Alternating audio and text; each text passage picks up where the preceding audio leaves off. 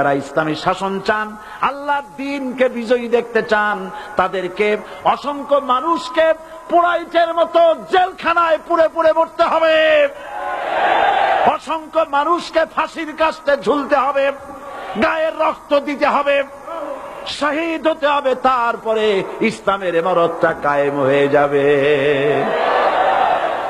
শায়ের কবি কি সুন্দর করে বলছেন, কবি সুন্দর করে বলছেন, ये शहादत गहे उल्फत में कदम रखना, ये शहादत गहे उल्फत में कदम रखना, लोग समझते हैं आसा है मुसलमान होना।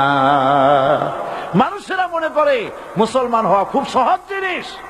না, মুসলমান হওয়ার অর্থ হলো শাহাদাতের ঈদগাহে শামিল হয়ে যাওয়া।